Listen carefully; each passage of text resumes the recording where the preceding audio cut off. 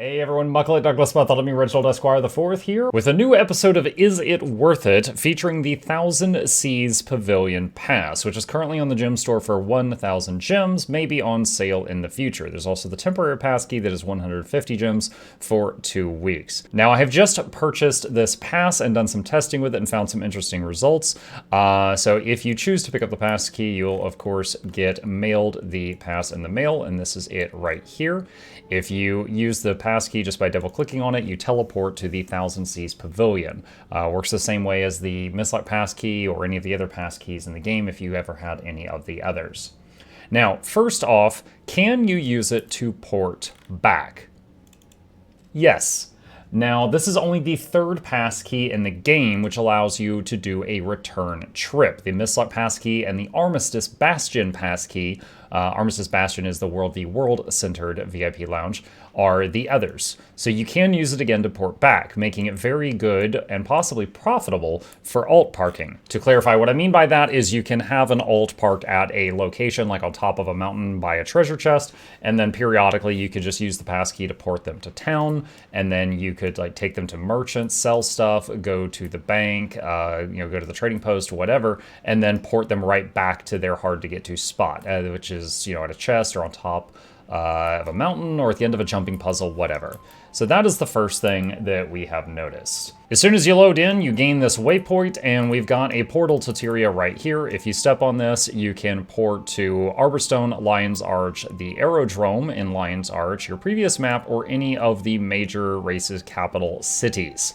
Now, these are all the exact same options as the portal in Mistlock, except with the addition of Arborstone. Arborstone was not on the Mistlock list of options. Next thing I noticed is you cannot access the world map from here. Meaning to get to a specific waypoint out in the world, you would first have to zone out of here.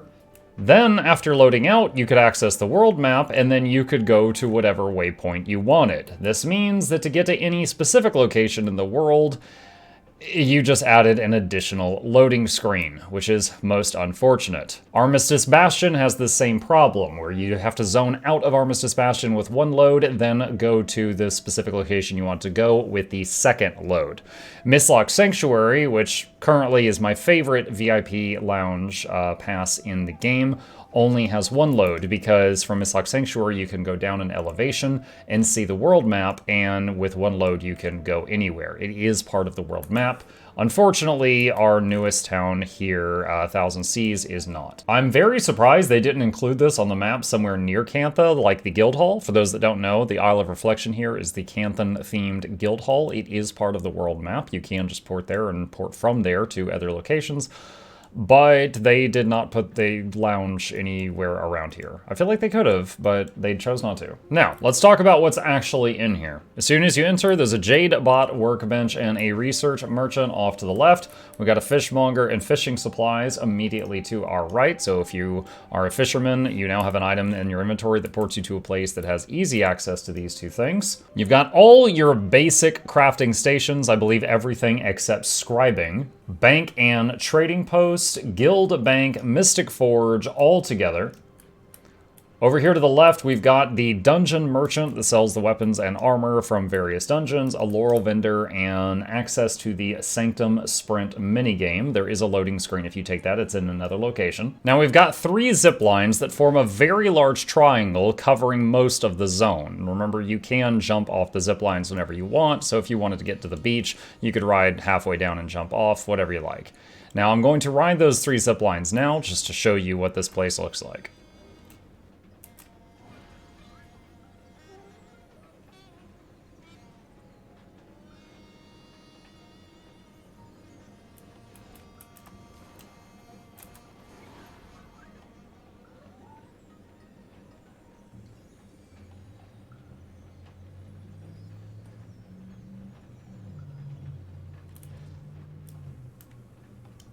Now that we've made a lap, the zipline over to the right from the entrance goes down to I'll call it a boat portal.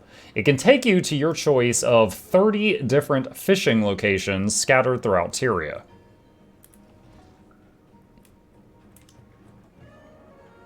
If you select Tyria, you can choose some different smaller locations. Kryta, you've got 4 locations. Ascalon, we've got 4. Maguma Jungle, we have 4.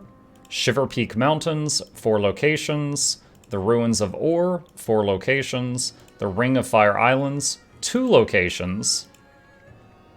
If you go to Alona, there are 4 locations. And if you go to Cantha, there are 4 locations. There's also the option to return to your previous map on this portal. Not sure why that's there, because you can't just double-click the scroll, but maybe that's so that if you're in your boat, you could do it that way. Near the boat portal, underwater, are some underwater training dummies, which allow you to practice your underwater rotation. I think this is awesome, but strange for 2 reasons. One, many of the classes they added in End of Dragons don't work underwater. Notice my non-existent mech, or willbenders who can't do martial arts down here. The second reason is, why is the only place I know of on the planet with underwater training dummies locked behind a VIP lounge? I hope this gets added to other locations in the future. You shouldn't have to get access to a lounge for this.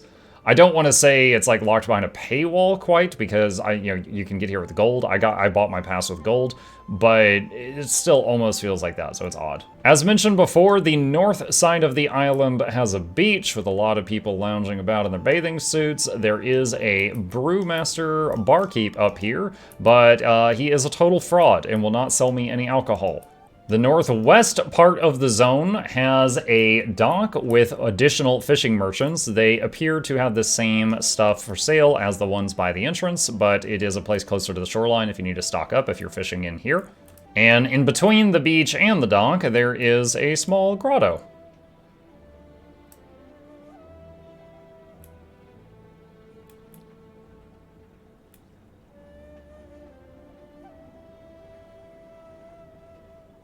What follows is a trip around the island to show the sights. Skip to the summary marker at the end if this part doesn't interest you.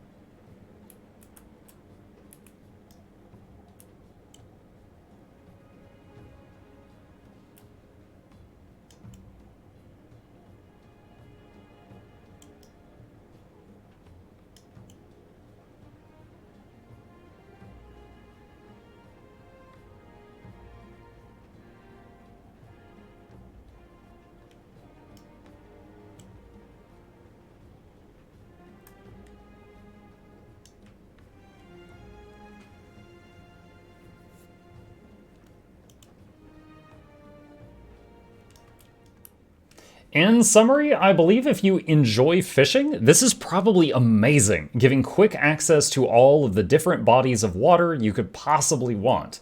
If you don't care about fishing, then this has less features than the Mistlock Pass, with the exception of those underwater target dummies, and more loading screens. So that's it. Whether you choose to get this item or not, hopefully now you can make an informed purchase and you know exactly what you're getting. If you know any additional tips or tricks on this item that I have missed, please feel free to share them in the comments down below. As always, if you enjoyed this video, please consider hitting the like button to help us out with the YouTube algorithm and subscribe for more content. Happy fishing!